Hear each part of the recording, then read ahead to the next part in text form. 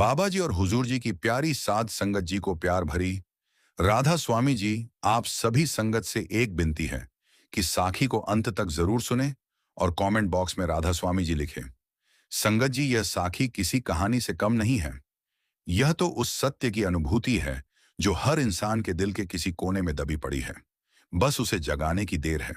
और जब वह जागती है तो फिर उसके आगे ये सारी दुनिया की दौलत, सारी की सारी रोटियां और सारे के सारे सुख फीके पड़ जाते हैं। क्योंकि जब सदगुरु की कृपा से वह परम तत्व घट में प्रकट होता है तो फिर यह मनुष्य जन्म जो है वह अपने असली मकसद को पा लेता है। और आज मैं तुम्हें ऐसी ही एक अमर साखी सुनाने जा रहा हूं जो सदियों पुरानी है, लेकिन आज भी उतनी ही ताजा है जितनी कि अभी अभी घटी हो। और इस साखी का नाम है रोटी से बड़ी दौलत क्या है। यह सवाल बहुत गहरा है, बहुत ही गूढ़ है, क्योंकि जिसने इसका जवाब पा लिया उसने सब कुछ पा लिया। और जो इस जवाब से अनजान है वह जीवन भर रोटी के पीछे भागता रहता है। रोटी पाने के लिए क्या कुछ नहीं करता।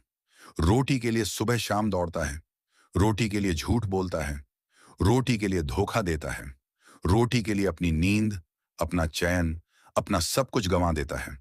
और जब मौत का वह पल आता है तो वह रोटी उसके किसी काम नहीं आती। उसकी वह रोटी, वह दौलत, वह सब कुछ यहीं धरती पर छूट जाता है।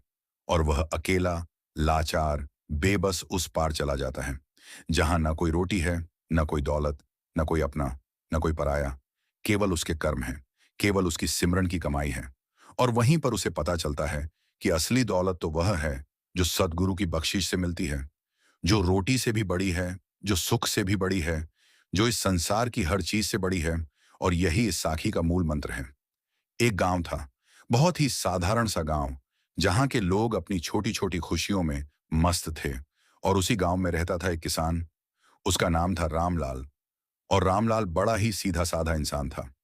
उसके पास थोड़ी सी जमीन थी, थोड़े से पशु थे और एक पुराना सा मकान था जिसमें उसकी पत्नी राधा और उनके दो बच्चे रहते थे। रामलाल की जिंदगी में एक ही चीज थी जो उसे बेचैन करती थी, और वह थी उसकी गरीबी। हर रोज वह सुबह उठता और सोचता कि आज क्या खाएंगे, कैसे गुजर होगी, कैसे बच्चों का पेट भरेगा। और इसी सोच में उसका पूरा दिन बीत जाता। वह खेत में काम करता, गायों को चराता और फिर शाम को थका थका सा अपने घर लौटता। लेकिन उसके मन में हमेशा एक खलबली सी रहती, एक तूफान सा रहता, क्योंकि उसे लगता कि उसकी जिंदगी में कोई कमी है। उसे हमेशा यह डर सताता कि कहीं कल उसके पास खाने को रोटी ना हो, उसके बच्चे भूखे ना रह जाएं, उसकी पत्नी उसे ताना ना मारे। और इसी डर में उसने अपनी जवानी गंवा दी थी, उसने अपने सुख गंवा दिए थे, उसने अपने चैन को गंवा दिया था, बस रोटी के लिए, बस पेट के लिए। और यही तो इस संसार की सबसे बड़ी विडंबना है कि इंसान जीने के लिए खाता है या खाने के लिए जीता है, यह उसे भी पता नहीं। और जब उसे यह पता नहीं तो वह इस उलझन में ही उलझा रहता है और जीवन बीत जाता है। एक दिन बातों बातों में रामलाल ने अपनी पत्नी राधा से कहा, राधा, मुझे बहुत चिंता होती है। हमारे पास इतना नहीं है कि हम अपने बच्चों को अच्छा से पाल सकें। काश मेरे पास भी बहुत सारा धन होता, बहुत सारी रोटी होती, तो मैं भी दूसरों की तरह सुख से रहता। यह सुनकर राधा ने बड़े प्यार से कहा, रामलाल, तुम हमेशा रोटी की ही बात करते हो। क्या रोटी ही सब कुछ है? क्या हमारे पास एक दूसरे का प्यार नहीं? क्या हमारे पास खाने के लिए दो वक्त की रोटी नहीं? क्या हमारे पास सोने के लिए छत नहीं? फिर तुम इतना क्यों तड़पते हो? लेकिन रामलाल उसकी बात नहीं समझ पाया। उसे तो केवल वही सूझ रहा था जो उसे दिखता था। बस रोटी, बस दौलत, बस पैसा, बस भरा हुआ खजाना। और यही उसकी सबसे बड़ी भूल थी। यही उसकी सबसे बड़ी गलती थी कि उसने जीवन के असली उद्देश्य को ही नहीं देखा। वह बाहर की दुनिया में खो गया था और भीतर के उस खजाने से जो सद्गुरु की कृपा से मिलता है वह पूरी तरह अनजान था। संयोग से उसी गांव में एक बहुत ही बड़े संत आए। उनका नाम था संत चरणदास। और वे बहुत ही सरल थे, बहुत ही मीठे थे। उनके पास कुछ नहीं था, बस एक झोली थी, एक कंबल था और एक मुस्कान थी जो किसी को भी अपनी तरफ खींच लेती थी। संत चरणदास ने उस गांव के एक पुराने वृक्ष के नीचे अपना स्थान बनाया और वहां बैठकर वे बस भजन सिमरन करते रहते थे। और जो कोई उनके पास आता वे उसे सतगुरु की महिमा सुनाते। वे कहते कि हे मानव, तू क्यों इस संसार के झंझटों में फंसा है? तू क्यों इस रोटी के पीछे भाग रहा है? क्या तुझे पता नहीं कि जिसने इस रोटी को बनाया है, जिसने इस धरती को उपजाया है, जो इस सारे ब्रह्मांड का मालिक है, वह तुझे कभी भूखा नहीं रहने देगा। तू अपनी मेहनत कर, अपना कर्म कर, लेकिन साथ में अपने भीतर उस परमपिता का ध्यान कर, उस सद्गुरु का सिमरन कर, जो तुझे इस माया के जाल से बाहर ले जाएगा। लेकिन रामलाल जैसे इंसानों को यह बात समझ नहीं आती थी। वे तो बस अपनी ही दुनिया में मस्त थे, अपनी ही चिंताओं में घिरे हुए थे। एक दिन रामलाल खेत से लौट रहा था तो उसने देखा कि संत चरणदास उस पेड़ के नीचे बैठे हैं और कुछ लोग उनके आसपास जमा होकर उनकी बातें सुन रहे हैं। रामलाल के मन में उत्सुकता पैदा हुई। वह भी वहां जाकर खड़ा हो गया। संत चरणदास उस समय कह रहे थे, भाइयों, इस जीवन की सबसे बड़ी उपलब्धि वह नहीं है जो तुम्हारे पास भौतिक रूप में है, बल्कि वह है जो तुम्हारे भीतर है। वह चेतना है, वह आत्मा है, वह शक्ति है। जब तुम अपने सद्गुरु से जुड़ जाते हो, जब तुम उनकी बताई हुई सिमरन को अपना लेते हो, तब तुम्हें एहसास होता है कि इस दुनिया की सारी रोटियां, सारा धन, सारा वैभव उस एक पल के सामने कितना तुच्छ है, जब तुम्हारी सूरत परमात्मा के शब्द में लीन हो जाती है। रामलाल ने यह सुना तो उसे बहुत अजीब लगा। वह मन ही मन सोचने लगा कि ये बाबा क्या कह रहे हैं। रोटी से बड़ी दौलत? कैसी बात कर रहे हैं ये? क्या रोटी के बिना इंसान जी सकता है? क्या पेट भरे बिना ये सब बातें करना मुमकिन है? उसका मन तो बस वहां से भागने का कर रहा था, लेकिन कुछ अजीब सा, कुछ अनजाना सा आकर्षण उसे वहां रोके हुए था। उसने सोचा, चलो इनकी बात तो सुन लेता हूं, फिर देखा जाएगा। संत चरणदास ने एक और बात कही, देखो भाई, इस संसार में हर इंसान अपनी रोजी रोटी के लिए मर रहा है। कोई कहता है मुझे नौकरी चाहिए, कोई कहता है मुझे दुकान चाहिए, कोई कहता है मुझे पैसा चाहिए, कोई कहता है मुझे अपना घर चाहिए, सब कुछ चाहिए, लेकिन किसी को खुद को नहीं चाहिए। किसी को अपनी आत्मा की भूख नहीं दिखती, जबकि असली भूख तो आत्मा की है। रोटी से तो बस पेट भरता है, लेकिन आत्मा की भूख केवल सद्गुरु की बख्शीश से भरती है, और उस भूख को भरने का नाम ही भजन सिमरन है। जब तुम सद्गुरु का नाम लेते हो, जब तुम उनके बताए मंत्र का जाप करते हो, तो धीरे धीरे तुम्हारी आत्मा उस परम शक्ति से जुड़ने लगती है, और तब तुम्हें ऐसा आनंद मिलता है कि उसके आगे दुनिया का हर सुख, हर दौलत, हर रोटी बेकार लगती है। यह सुनकर रामलाल के मन में एक हलचल सी पैदा हुई। उसने सोचा कि यह बात कुछ गहरी है, कुछ ऐसी है जो मैंने कभी सुनी ही नहीं। लेकिन फिर भी उसका बंधा हुआ मन, उसका वह मन जो सालों से रोटी के पीछे भाग रहा था, उसे रोक रहा था। वह सोचने लगा कि अगर मैंने सिमरन किया तो मेरी रोटी कौन लाएगा? मेरे बच्चों का पालन कौन करेगा? क्या ये संत मुझे रोटी खिलाएंगे? नहीं, ये तो बस बातें करते हैं। ये तो बस अपना समय व्यर्थ करते हैं। इन्हें तो पता नहीं कि दुनिया में क्या हो रहा है। और इसी सोच के साथ रामलाल वहां से चला गया। लेकिन उसके दिल में संत चरणदास की बातों ने एक गहरी पैठ बना ली थी। वह चाह कर भी उन बातों को भूल नहीं पा रहा था। उस रात रामलाल सो नहीं पाया। वह करवटें बदलता रहा। राधा ने पूछा, क्या बात है रामलाल, तुम बहुत बेचैन हो? तो रामलाल ने कहा, राधा, आज मैंने संत चरणदास को सुना। वे कह रहे थे कि रोटी से बड़ी दौलत भी होती है। वे सिमरन की बात कर रहे थे, सद्गुरु की महिमा बता रहे थे। मुझे समझ नहीं आ रहा कि वे सच कह रहे हैं या नहीं। क्या सच में रोटी से बड़ी कोई दौलत है? राधा मुस्कुराई और बोली, रामलाल, मैंने तुमसे कई बार कहा है कि जीवन केवल रोटी नहीं है। जीवन तो उस रिश्ते का नाम है जो हमने एक दूसरे के साथ बनाया है, और जीवन उस शक्ति का नाम है जिसने हमें बनाया है।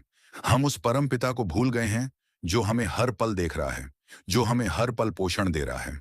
हमें उसकी याद में कुछ समय निकालना चाहिए। इससे हमारी रोटी तो वैसे ही आएगी, लेकिन हमारा मन शांत होगा, हमारी आत्मा को सुकून मिलेगा। रामलाल ने राधा की बात सुनी, और पहली बार उसे लगा कि शायद वह सही कह रही है। शायद उसने जीवन को बहुत संकीर्ण रूप में देखा है।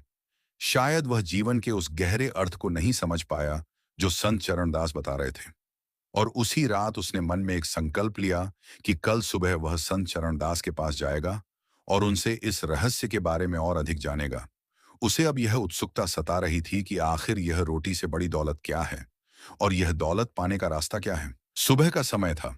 सूरज की पहली किरणें जैसे ही धरती पर पड़ी, रामलाल अपनी खेती का सारा कामकाज जल्दी से निपटाकर सीधा संत चरणदास के पास पहुंचा। उसका मन बहुत उत्सुक था, बहुत ही बेचैन था। उसने संत के चरणों में प्रणाम किया और निवेदन किया, महाराज, मुझे आपकी कल की बात समझ नहीं आई। आपने कहा कि रोटी से बड़ी दौलत है। क्या वह सच है? और अगर सच है तो कृपा करके मुझे बताइए कि वह दौलत क्या है और उसे कैसे पाया जा सकता है। संत चरणदास ने रामलाल की तरफ देखा और उनकी आंखों में एक अपार करुणा थी।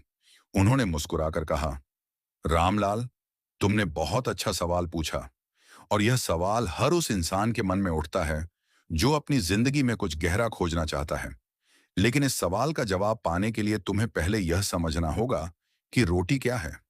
रोटी केवल वह गेहूं की बनी हुई चीज नहीं है जो तुम खाते हो। रोटी तुम्हारी वह हर जरूरत है, वह हर इच्छा है, वह हर अभिलाषा है जो तुम्हें बाहरी दुनिया से जोड़ती है, जो तुम्हें इस भौतिक जगत में बांधे रखती है।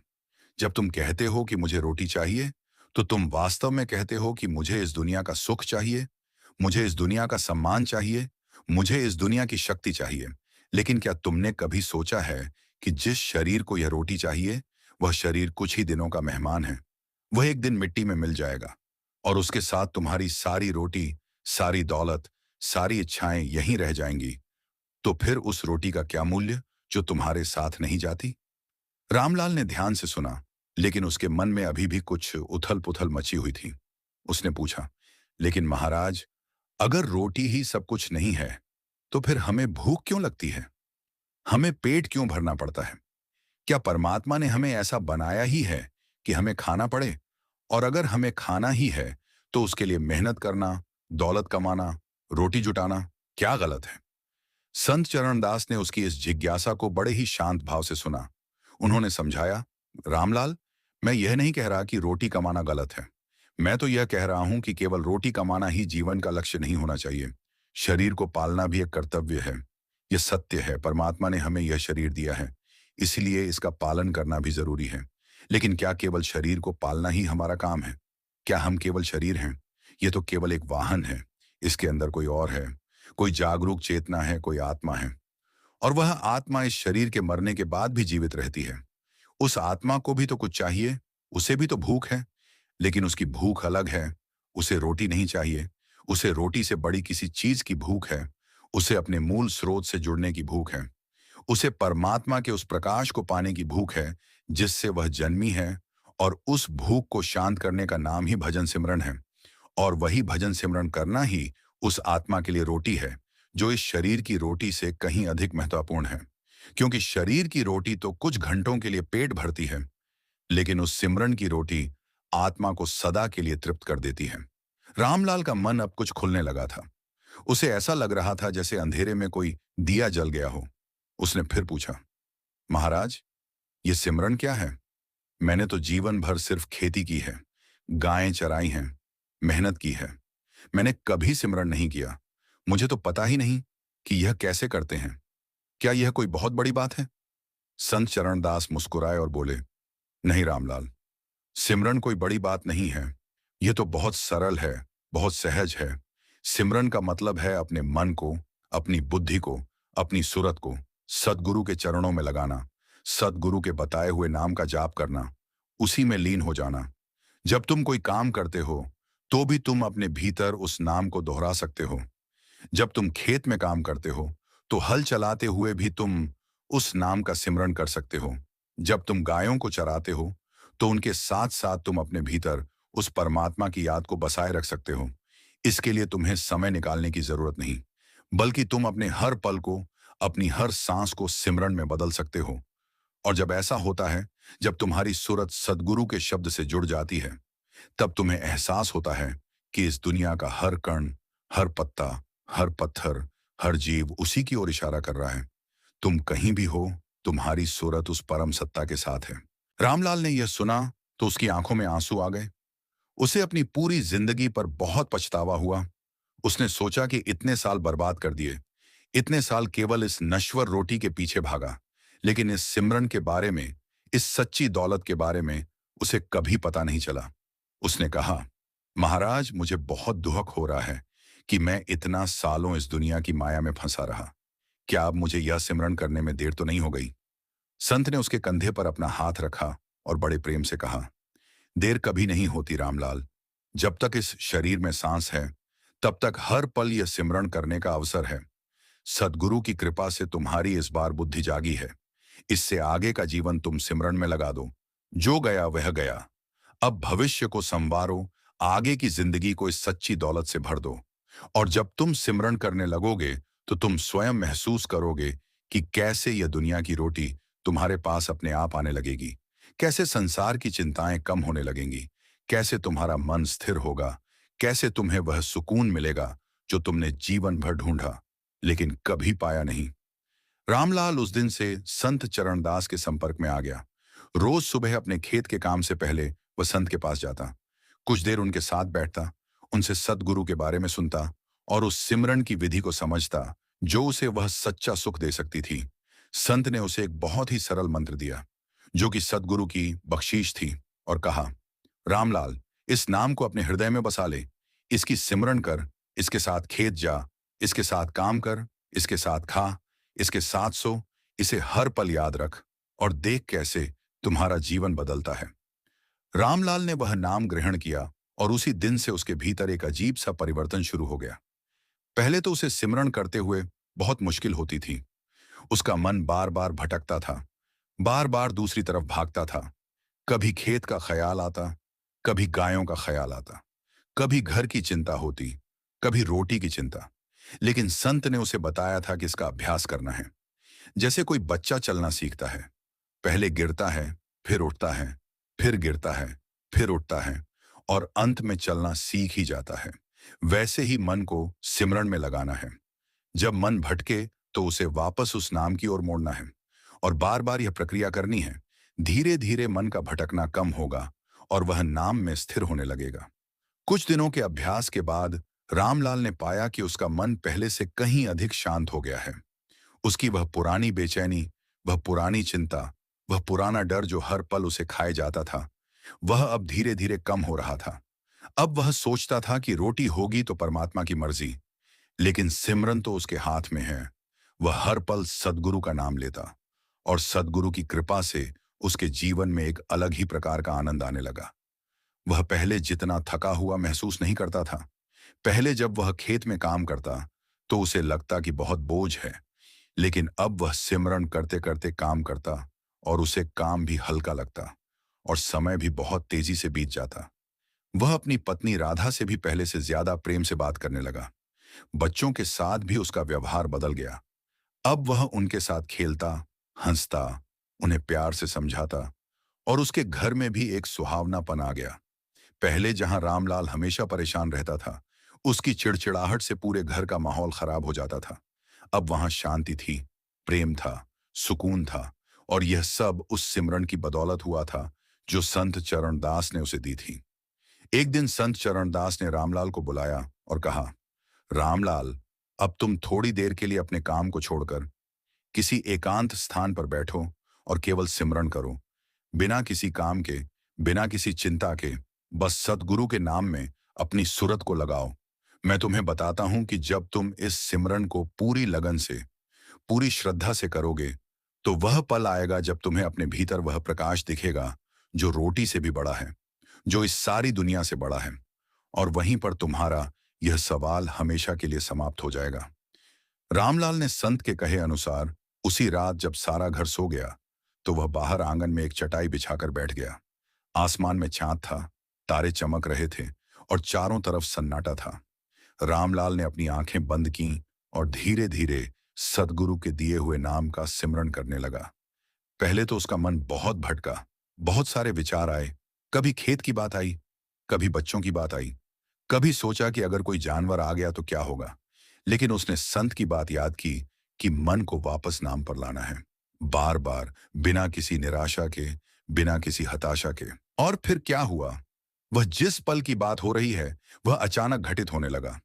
धीरे धीरे उसके विचार शांत होने लगे, उसकी सांसें एक नियम में आ गईं और उसका पूरा ध्यान उस नाम में लीन हो गया। जैसे कोई नदी समुद्र में मिल रही हो, उसकी सूरत उस शब्द में खोने लगी। और अचानक उसे एक अनुभव हुआ। एक अजीब सी रोशनी उसके भीतर प्रकट हुई, जैसे अंधेरे कमरे में अचानक दिया जल गया हो। उसे अपने भीतर एक गहरी शांति मिली, एक ऐसी शांति जो इस संसार की किसी भी चीज से नहीं मिल सकती। उसे एक ऐसा आनंद मिला जो शब्दों से परे था, जो इस दुनिया की हर रोटी, हर दौलत, हर सुख से कहीं अधिक था। और उसी पल उसे समझ आ गया कि संत चरणदास क्या कह रहे थे। उसे समझ आ गया कि वह रोटी से बड़ी दौलत क्या है। वह दौलत है उस परमात्मा का सानिध्य, वह दौलत है उस सतगुरु की कृपा, वह दौलत है उस सिमरन का फल जो इस संसार के हर सुख को मात देता है।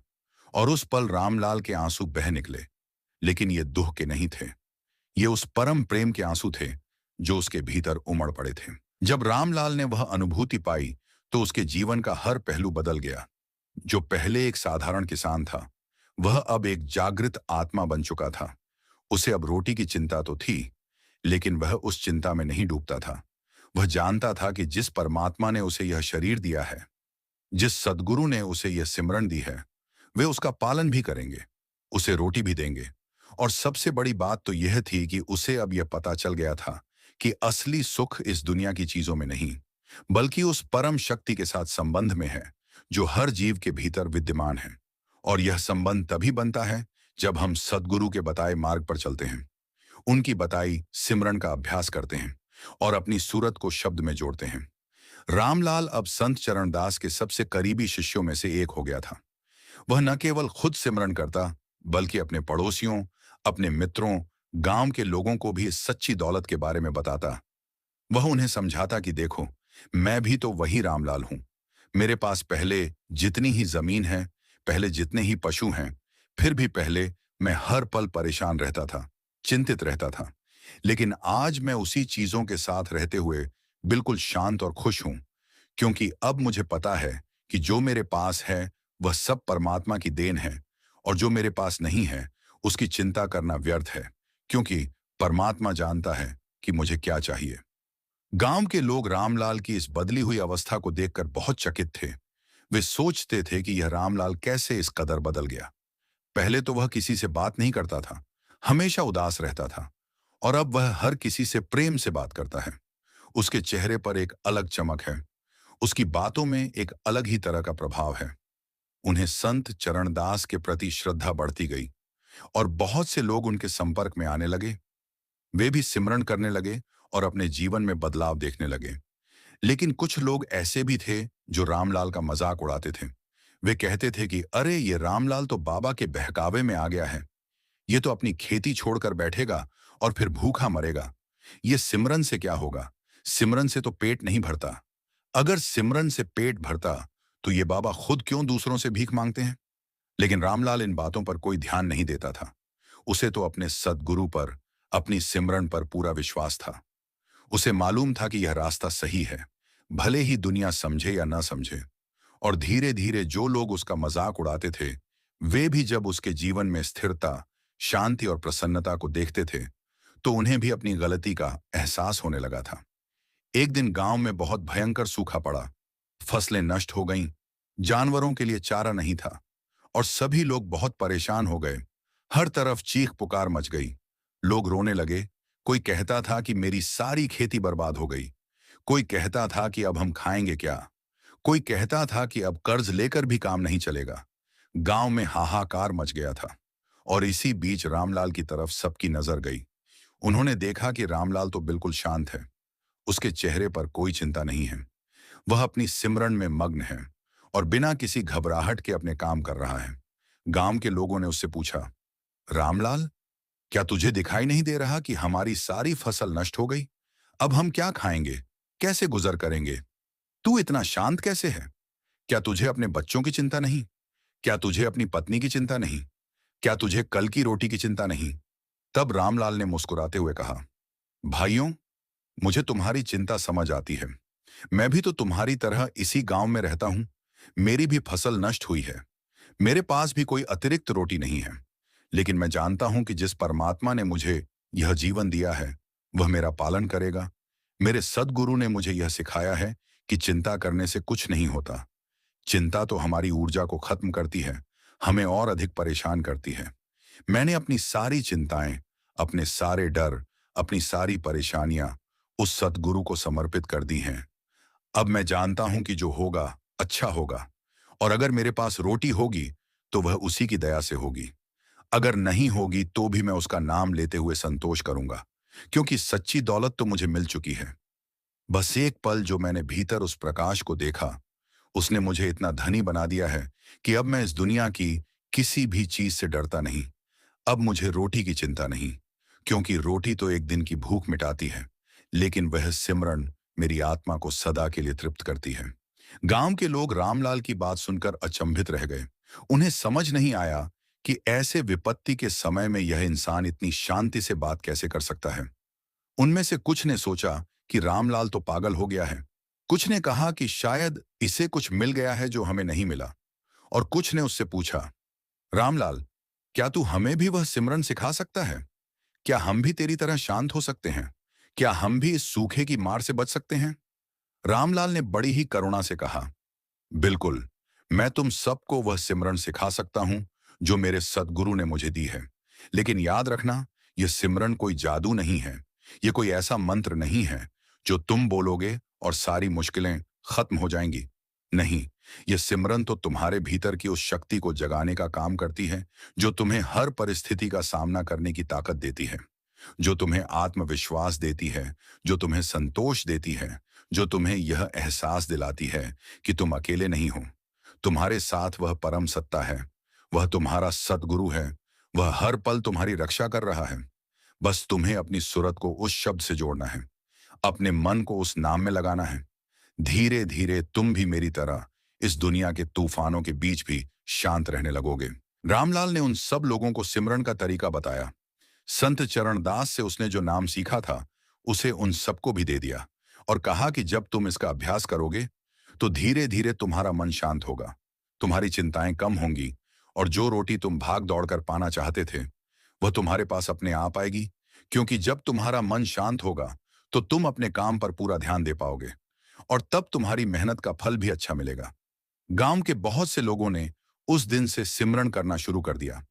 उन्होंने पाया कि चिंता करने की बजाय सिमरन करने से उनका मन हल्का हो जाता है। वे ज्यादा शांति से अपने काम कर पाते हैं। एक दूसरे के प्रति उनमें पहले से ज्यादा सहानुभूति आ गई।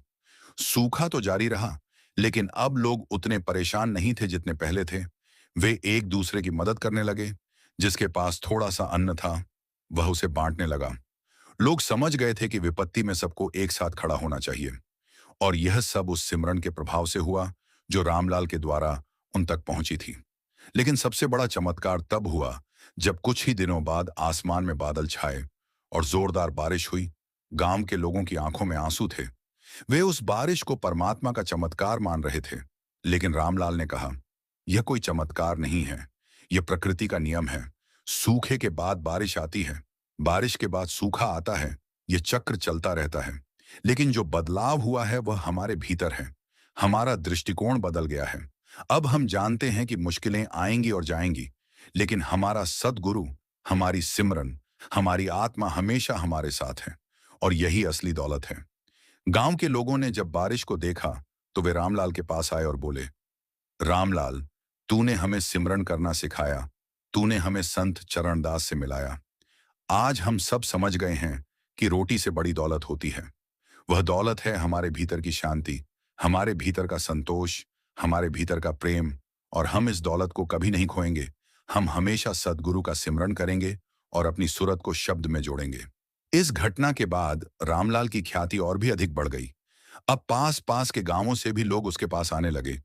वे उससे सिमरन सीखने आते, वे उससे जीवन के रहस्य जानने आते और रामलाल उन सबको बड़े प्यार से सिखाता।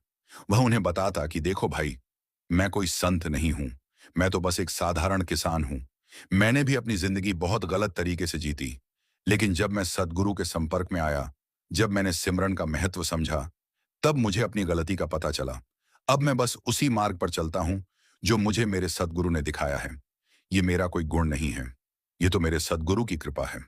उन्होंने मुझ पर दया की, उन्होंने मुझे सच्ची दौलत से नवाजा और अब मैं अपनी पूरी कोशिश करता हूं कि उसी दौलत को दूसरों के साथ बांट सकूं। क्योंकि यह दौलत बांटने से बढ़ती है, कभी कम नहीं होती। जितना तुम दूसरों को इसका अनुभव कराओगे, उतना ही तुम भी इसके और भीतर उतरते जाओगे। क्योंकि यह तो असीम है, यह तो अनंत है। और इस तरह रामलाल का जीवन एक आदर्श बन गया। उसने साबित कर दिया कि एक साधारण व्यक्ति जिसके पास न कोई विशेष शिक्षा थी, न कोई विशेष ज्ञान था, वह भी सिमरन के बल पर सद्गुरु की कृपा से जीवन के सबसे बड़े रहस्य को पा सकता है। और वही रहस्य है कि इस संसार की सारी चीजें, चाहे वह रोटी हो, दौलत हो, सुख हो, ये सब क्षणिक हैं, ये सब नश्वर हैं। इनके पीछे भागने से इंसान कभी सच्चा सुख नहीं पा सकता। सच्चा सुख तो उस परमात्मा के साथ जुड़ने में है, उस सतगुरु के चरणों में लीन होने में है, उस सिमरन में है जो हमारी आत्मा को शुद्ध करती है, जो हमारे अहंकार को मिटाती है, जो हमें इस माया के जाल से बाहर निकालती है।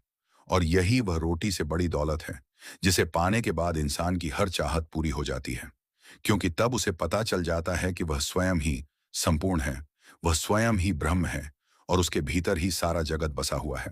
इस घटना के बाद काफी समय बीत गया। संत चरणदास अब बहुत वृद्ध हो चुके थे। उन्होंने अपना अधिकांश समय सिमरन और ध्यान में बिताया था।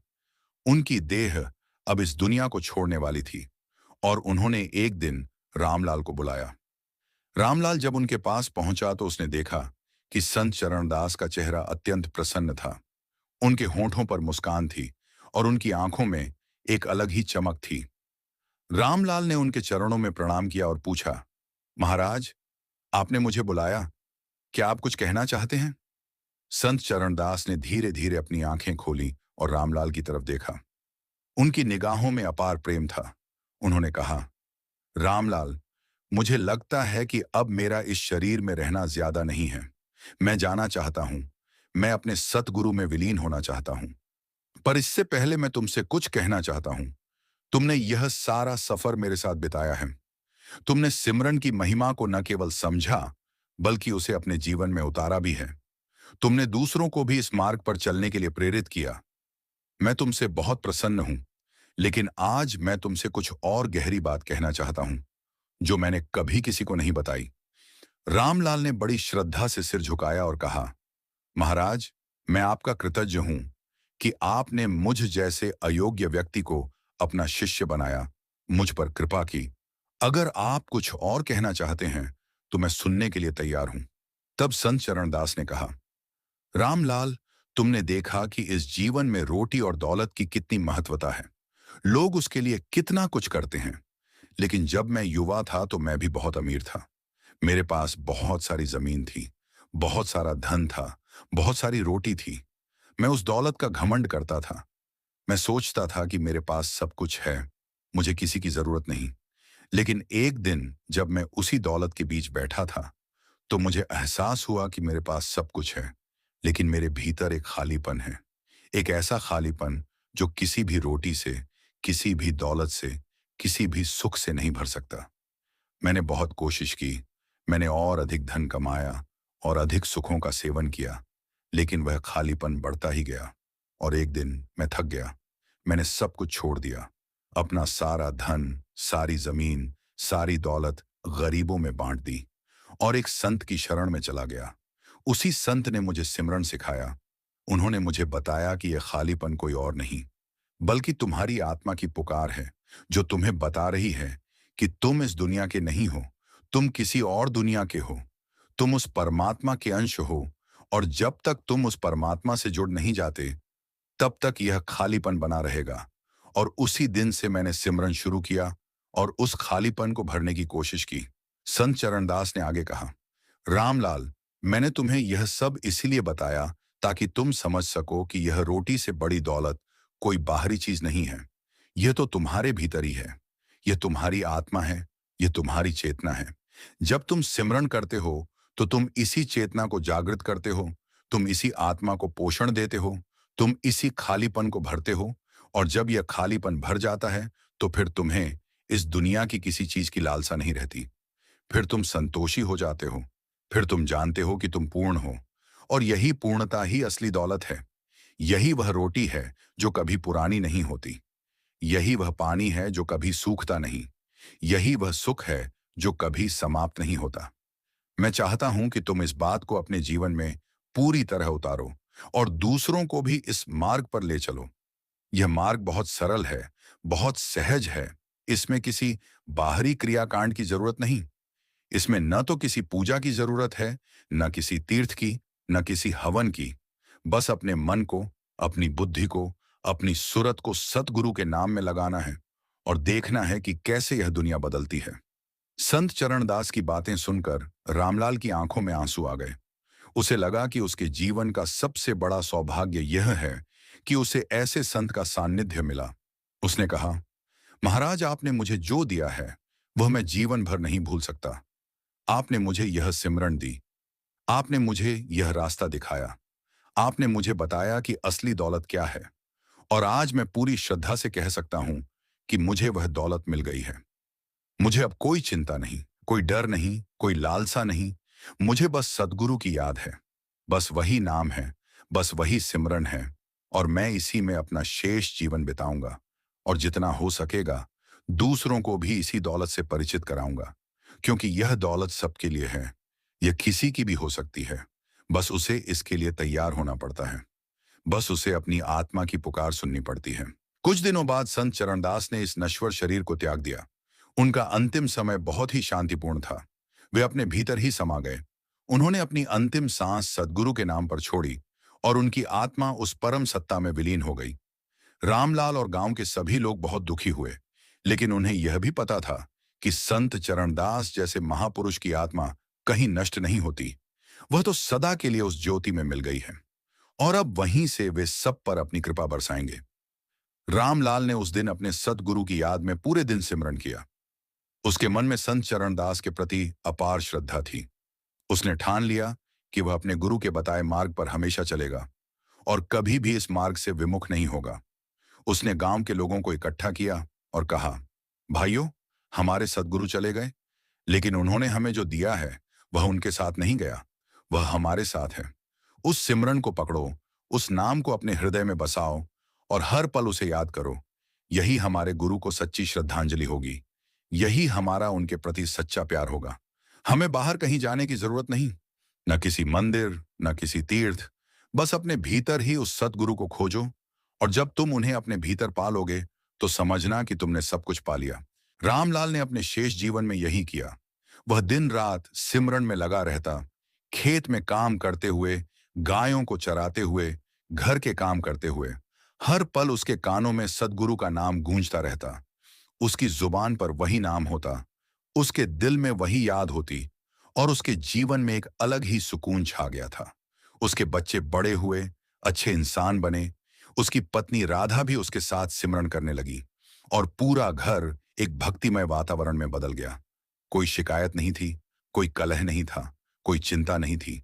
बस वही प्रेम, वही शांति, वही आनंद था जो उस सिमरन से आता है, जो उस सद्गुरु की कृपा से आता है। और यही वह दौलत थी जो रामलाल को मिली थी, जो रोटी से बड़ी थी, जो इस संसार की हर चीज से बड़ी थी, जो उसे सदा सदा के लिए तृप्त कर गई थी। और यही मैं तुम सबसे कहना चाहता हूं कि तुम भी अपने जीवन में इस दौलत की खोज करो। ये किसी के पास नहीं जाती, ये तो तुम्हारे भीतर है। बस तुम्हें उसे पहचानना है, उसे जगाना है। और एक बार जब वह जाग जाती है तो फिर इस दुनिया की हर चीज, चाहे वह कितनी भी बड़ी क्यों ना हो, उसके आगे छोटी लगने लगती है। और तुम्हें वह सुकून मिलता है जो कोई रोटी, कोई दौलत, कोई सुख नहीं दे सकता। और अब इस कथा के अंतिम भाग में मैं तुम्हें वही बताने जा रहा हूं जो रामलाल ने अपने जीवन के अंतिम समय में अनुभव किया। उसने अपना पूरा जीवन सिमरन में बिता दिया था। वह अब बहुत वृद्ध हो चुका था। उसके बाल पूरी तरह से सफेद हो गए थे। उसकी आंखों की रोशनी कम हो गई थी। उसके कान भी कम सुन पाते थे। लेकिन उसकी आत्मा की रोशनी कभी कम नहीं हुई। उसके हृदय में सद्गुरु का प्रेम और भी अधिक गहरा हो गया था। वह शारीरिक रूप से कमजोर था, लेकिन आत्मिक रूप से वह बहुत मजबूत था। उसका हर पल सिमरन में बीतता था। वह बाहरी दुनिया से लगभग विलग हो चुका था। बस उसकी सूरत उस शब्द में जुड़ी हुई थी और उसे इस दुनिया की किसी भी चीज से कोई लेना देना नहीं था। लोग जब उसके पास आते थे तो वह उन्हें बड़े प्यार से सिमरन की महिमा सुनाता। वह कहता, देखो भाई, मैंने अपनी पूरी जिंदगी देखी है। मैंने देखा है कि लोग कैसे रोटी के लिए, दौलत के लिए, सुख के लिए भागते हैं और कैसे अंत में खाली हाथ चले जाते हैं। लेकिन मैं उन सबसे अलग हूं। मेरे पास कुछ भी नहीं है, लेकिन मुझे किसी चीज की कमी नहीं, क्योंकि मेरे पास वह दौलत है, वह सिमरन है, वह सतगुरु की बख्शीश है, जिसने मुझे इतना धनी बना दिया है कि मुझे इस दुनिया की दौलत की कोई परवाह नहीं। मैं संतोषी हूं, मैं प्रसन्न हूं और मैं चाहता हूं कि तुम सब भी इसी दौलत को पाओ, क्योंकि यही एक चीज है जो तुम्हें सच्चा सुख दे सकती है। बाकी सब तो मिथ्या है, बाकी सब तो माया है। रामलाल के अंतिम दिनों में एक बहुत ही अद्भुत घटना घटी। उसके पड़ोस में एक युवक रहता था जिसका नाम था सुंदर। सुंदर बहुत ही अमीर था। उसके पास बहुत सारी दौलत थी। बहुत बड़े बड़े मकान थे, गाड़ियां थीं, नौकर चाकर थे। उसके पास वह सब कुछ था जो कोई सपना देख सकता है। लेकिन उसके भीतर वही खालीपन था जो एक बार संत चरणदास को भी था। वह हमेशा उदास रहता, हमेशा बेचैन रहता। उसे कभी संतोष नहीं होता था। वह हर पल कुछ नया पाना चाहता था, कुछ और पाना चाहता था। लेकिन जो भी पाता, उसे संतोष नहीं होता। और एक दिन उसने सोचा कि मैं रामलाल के पास चलता हूं, क्योंकि रामलाल के पास कुछ नहीं है, लेकिन वह बहुत शांत और प्रसन्न रहता है। और मेरे पास सब कुछ है, फिर भी मैं दुखी हूं। क्या यह रामलाल कुछ जानता है जो मैं नहीं जानता? और वह सीधा रामलाल के पास पहुंचा। उसने रामलाल को प्रणाम किया और कहा, रामलाल जी, मुझे आपकी बहुत सहायता चाहिए। आपके पास कुछ नहीं है, लेकिन आप इतने प्रसन्न कैसे हैं? और मेरे पास सब कुछ है, फिर भी मैं दुखी क्यों हूं? मुझे इसका उत्तर दीजिए, कृपा करके। रामलाल ने सुंदर की तरफ देखा और एक गहरी सांस ली। फिर उसने कहा, सुंदर, तुम्हारा सवाल बहुत अच्छा है। मैं तुम्हें इसका जवाब दे सकता हूं, लेकिन इसके लिए तुम्हें एक बात समझनी होगी। तुम्हारे पास दौलत है, लेकिन वह दौलत बाहर है। वह तुम्हारे आसपास है, वह तुम्हारे भीतर नहीं है। और जब तक दौलत भीतर नहीं होती, तब तक कोई सुख नहीं होता। मेरे पास बाहर कुछ नहीं है, लेकिन मेरे भीतर वह दौलत है जो मुझे हर पल संतोष देती है। और वह दौलत मुझे मेरे सद्गुरु की कृपा से मिली है, उस सिमरन से मिली है जो मैं हर पल करता हूं। मैंने अपनी सूरत को उस शब्द से जोड़ा है, और उसी में मैं हर पल मग्न रहता हूं। तुम भी अगर अपनी सूरत को शब्द से जोड़ो, अगर सद्गुरु के नाम का सिमरन करो, तो तुम्हें भी वह शांति, वह संतोष, वह आनंद मिलेगा जो मुझे मिला है। क्योंकि दौलत चाहे कितनी ही बड़ी क्यों ना हो, वह तुम्हारे अहंकार को, तुम्हारी चिंताओं को, तुम्हारे डर को खत्म नहीं कर सकती। लेकिन जब तुम सिमरन करते हो, तो तुम्हारा अहंकार पिघल जाता है, तुम्हारी चिंताएं गायब हो जाती हैं, तुम्हारा डर खत्म हो जाता है, और तुम अपने आप में पूर्ण हो जाते हो। यही रोटी से बड़ी दौलत है, जिसके बारे में मैं हमेशा कहता हूं। सुंदर ने रामलाल की बातों को बहुत गंभीरता से सुना। उसे पहली बार अपने जीवन का उद्देश्य समझ आया। उसे पहली बार यह एहसास हुआ कि दौलत, सुख, वैभव केवल बाहरी साधन है। ये किसी को सच्चा सुख नहीं दे सकते। सच्चा सुख तो भीतर छिपा है, उसे खोजना पड़ता है। और उसे खोजने का सबसे सरल तरीका है सिमरन, सतगुरु की याद, उस नाम का जाप जो आत्मा को परमात्मा से जोड़ता है। उसने रामलाल से सिमरन सीखी। उसी दिन से उसने भी अपनी जिंदगी में सिमरन को शामिल कर लिया। धीरे धीरे उसका जीवन बदलने लगा। वह पहले जैसा उदास और बेचैन नहीं रहा। उसके चेहरे पर एक चमक आ गई, उसके व्यवहार में एक नरमी आ गई। वह अब दूसरों के प्रति भी पहले से ज्यादा करुणा महसूस करने लगा। वह अब अपनी दौलत को सिर्फ अपने लिए नहीं, बल्कि दूसरों की सेवा के लिए इस्तेमाल करने लगा। और उसके भीतर का खालीपन धीरे धीरे भरता गया। उसे एहसास हुआ कि वह सिमरन ही वह जादू है जो रामलाल जैसे गरीब किसान को भी राजा से ज्यादा खुश कर सकता है। और उसने अपने अनुभव से सीखा कि रोटी से बड़ी दौलत सच में होती है, और वह दौलत है सतगुरु का नाम, सतगुरु की सिमरन, सतगुरु की कृपा। इस घटना के बाद रामलाल का जीवन एक मिसाल बन चुका था। उसने सिद्ध कर दिया था कि भले ही तुम्हारे पास बाहरी दुनिया में कुछ ना हो, लेकिन अगर तुम्हारे भीतर वह सिमरन, वह सतगुरु की याद है, तो तुम दुनिया के सबसे अमीर इंसान हो।